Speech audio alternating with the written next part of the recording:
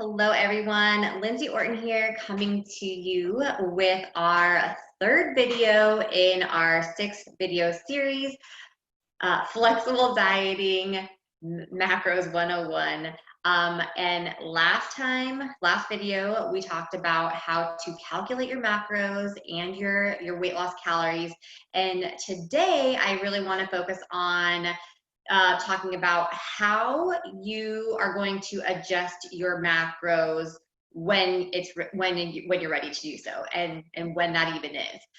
One thing I wanted to make sure too is, now that you've been tracking your macros for a few days or so, I want to make sure that I never mentioned this the 80-20 rule that I like to follow. So before you start even thinking about, oh my gosh, I don't know if I should be like switching up my macros, like, is this working for me? We want to make sure that you're eating nutrient dense foods for the most part, and that we are having you follow that 80-20 rule. And so what the 80-20 rule really is that 80% of your food should be coming from wholesome, nutrient dense foods. And then you have like 20% of your calories that can come from what I deem as like fun foods.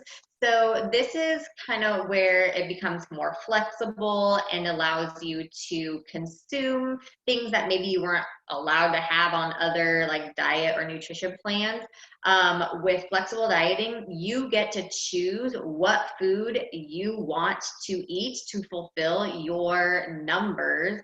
But you still want to be smart about it, and you want to make sure that you're getting in those micronutrients that are important as well. So we want to make sure that you are getting a minimum of 25 grams of fiber in, which is a micronutrient. And the only way that we can get that much fiber in is if the bulk of your carbohydrates are coming from wholesome, nutrient dense carbohydrates. So you're going to get fiber from your fruits, your vegetables, your whole grains, oatmeal, potatoes. So those types of foods, like the healthy stuff. So we want to make sure, again, that the majority, about 80% of our food, is coming from wholesome, nutrient-dense foods, that you're getting vegetables in, fruits, vegetables, all those good stuff.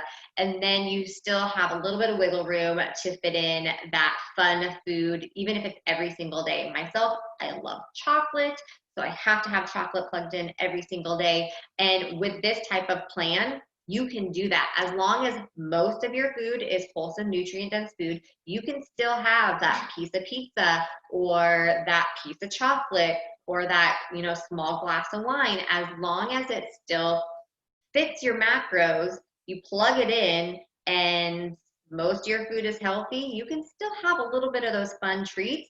And that's why this type of like program or plan works for the long haul, because there's no deprivation. So we're not eliminating food groups. You still get fruit, you still get anything you want, essentially. It's just in smaller quantities for the most part. So it's, moderation is essentially what it breaks down to. So I just wanted to throw that in there because I was like, oh shoot, I should have put that in the last video. So wanted to make sure to start with that. So if you aren't already doing that, then I want to make sure that you do those things first. Make sure you're getting all that 80% of your food is coming from wholesome, nutrient-dense foods before you even think about changing your macros. And so the question is, well, when should I change my macros? Like, when should I be, switching things up? And if it's not broke, don't try to fix it. There, that's my answer. So if you are consuming those 1,560 calories from our last video, and you're losing a pound to 2 pounds a week, and that is the weight loss rate that we should be seeing. It's not about losing 10 pounds in a week. It's not realistic. It's not maintainable. It's not sustainable. And that is the key, is we want something that's going to work for the long haul, so we don't have to do this again. We don't want to keep losing the same 20 pounds over and over again, right? I know I don't. So we want this to be something that's maintainable and sustainable and healthy. Sorry, I need a sip of water. So we want to make sure that we are expecting of ourselves, something realistic. So 1% of your body weight is a pretty realistic, healthy goal. So of weight loss rate. So if I'm 150 pounds, that would be 1.5 pounds per week. If you're losing more than that, the first week you might. And it might slow down, you know, a little bit, but consistency is key. If you lost only 1 pound per week for a year, that's 52 pounds in a year. So there's that. Another thing I want to make sure that you are doing is drinking enough water. So before we even think about like switching up macros, I want to make sure that you're drinking enough water, and you should be consuming, I've been talking a lot today. You should be consuming a minimum of half your weight in ounces. So if I'm 150 pounds, that's 75 ounces of water, okay? So my motto, I've been in this industry for 20 years. My motto since day one has always been, the more you drink, the more you shrink. This is a half gallon. I drink a gallon plus a day, and it works. Just saying. So make sure you're drinking water. So if you're doing all those things and your weight has kind of ceased or stalled for like 2 weeks in a row, then it might be a good idea to adjust your macros. And this is how you're going to do it. You're basically, so protein usually stays the same. Okay, we're not really going to touch protein much. And what we're going to kind of peel away from first is going to be your carbohydrates. That number is going to be the higher number between your fat and your carbs, and those are both energy fuel sources. So we're actually going to always start with your carbs first. We're going to just chip away at carbs, and I like to kind of go slow and steady, and I don't like to cut too much too soon, just because sometimes a small amount is all your body needed to just like kick it back into, you know, fat burning, fat loss state. So I will first start off by looking at my carbs.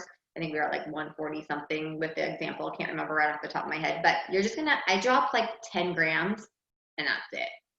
Drop 10 grams of carbs from your carb intake. So that will put us, with last week is like 143. We'll be at 133. Just cut that. Just 10 grams, that's 40 calories extra per day. So after a whole week, it's about like, I don't know, like almost 300 calories worth. But it gives you a little bit more of a deficit. So start there, and then if there's no further results after 2 weeks, then you can maybe drop another 10. And then once you've dropped from your carbs enough times, you might want to start, you know, chipping away at your fat. That being said, I really don't want you to go any lower than like 25% of your calories coming from fat. So you don't have a lot of wiggle room. So you should probably not ever be under like 45, 43 grams of fat. So just keep that in mind. And usually I'll take like 3 or 5 grams of fat away. But again, I start with my carbohydrates, I eliminate 10 grams, and then I just stop there. And then I see what happens. And I give it a good, like, 1 day is not going to be enough, okay? Don't think you are not going to be dropping your macros every single day because you didn't see like a crazy drop. So you're going to just drop macros one time and give it 2 weeks. And by the end of that 2 weeks, if you're not seeing more progress, then go ahead and drop again. So it's not about drop.